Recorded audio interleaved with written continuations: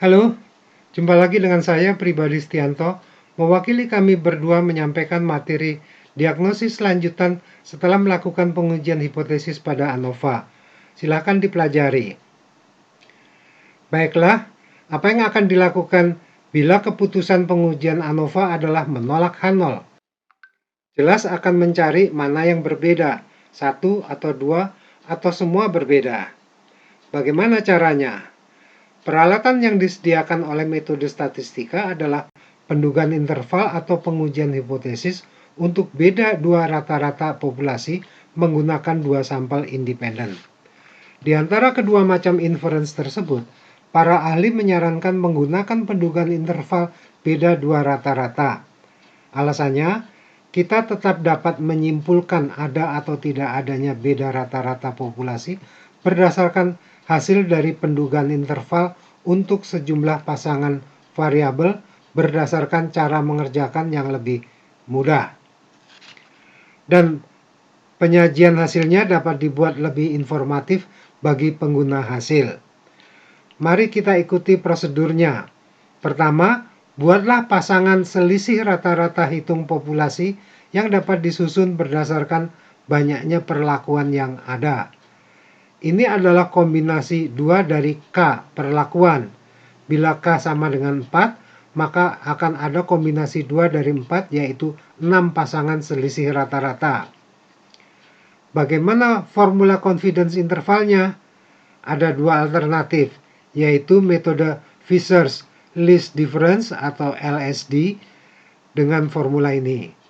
Formula yang sudah dibahas pada statistika ekonomi dan bisnis.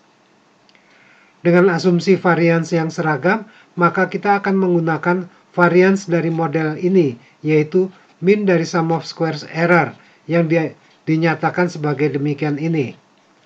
Mestinya ini formula yang kita sudah sangat familiar karena sudah kita gunakan pada kuliah sebelumnya.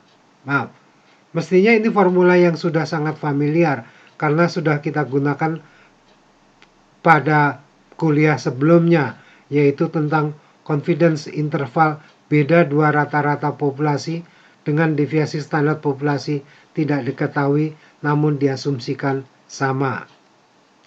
Mestinya ini formula yang sudah sangat familiar karena sudah pernah dibahas pada kuliah sebelumnya, yaitu confidence interval beda dua rata-rata populasi dengan deviasi standar populasi tidak diketahui namun diasumsikan sama.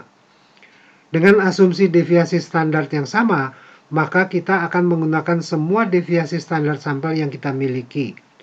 Pangkat 2 dari deviasi standar atau varians, pangkat 2 dari deviasi standar atau varians keseluruhan itu adalah MSI atau sum of squares error yang dibagi oleh derajat bebasnya sebesar n-k.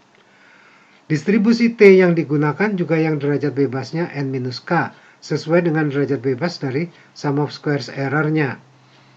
Kita akan menggunakan sajian Excel untuk membuat berbagai confidence interval untuk kasus ilustrasi, yaitu dengan K sama dengan 3 tadi.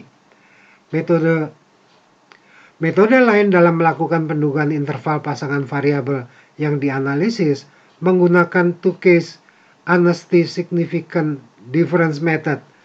Walaupun metode ini lebih ampuh dalam menghindari terjadinya kesalahan jenis 1 yang membesar dengan semakin banyaknya pasangan yang dicari hasil pendugaan interval beda rata-ratanya, namun formulanya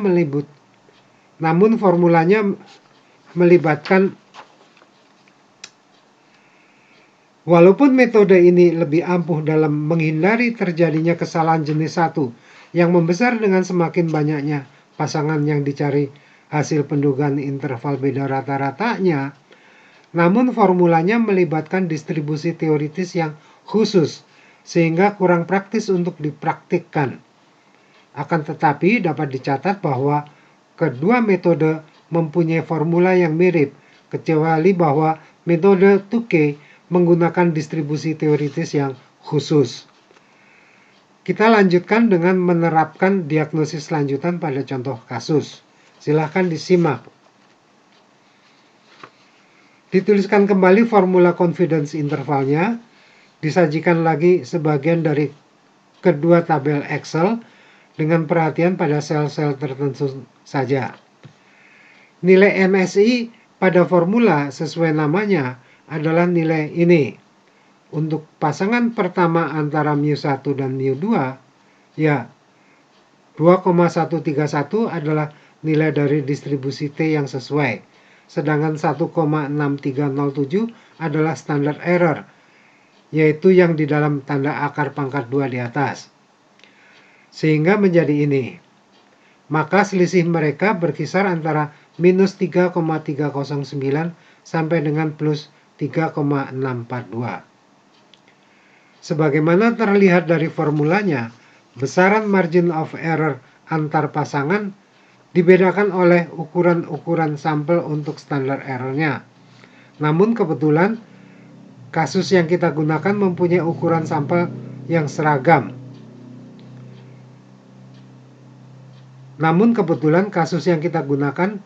Menggunakan ukuran sampel yang seragam lintas treatment, sehingga margin of error mereka juga seragam.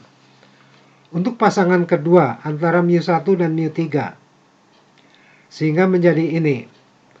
Maka selisih mereka berkisar antara minus 9,476 sampai dengan minus 2,524. Untuk pasangan ketiga antara mu2 dan mu3, sehingga menjadi ini. Maka selisih mereka berkisar antara minus 9,642 sampai dengan minus 6,617. Nah, bagaimana kita menyimpulkan hasil 3 confidence interval tersebut?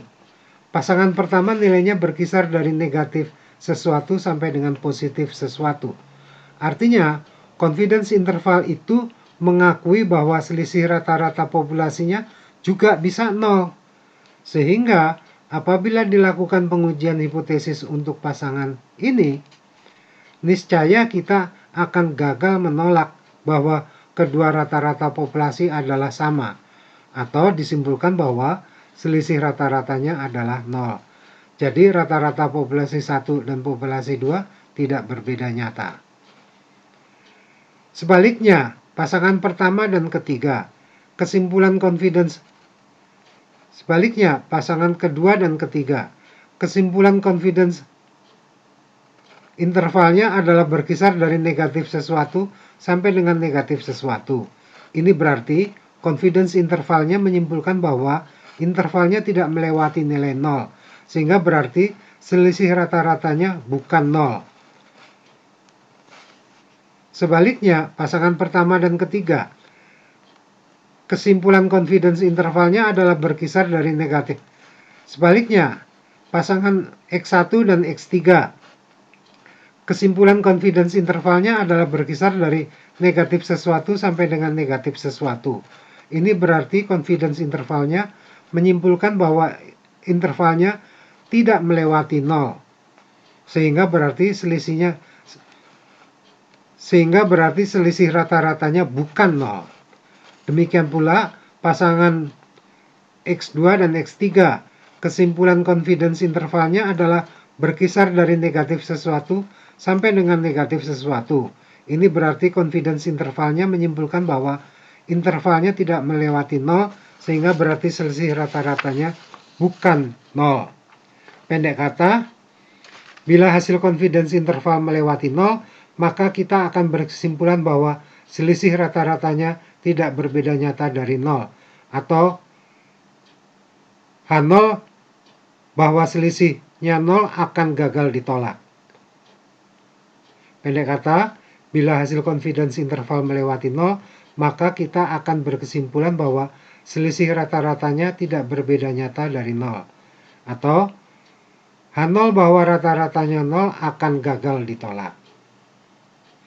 Pendek kata, bila hasil confidence interval melewati 0, maka kita akan berkesimpulan bahwa selisih rata-ratanya tidak berbeda nyata dari 0.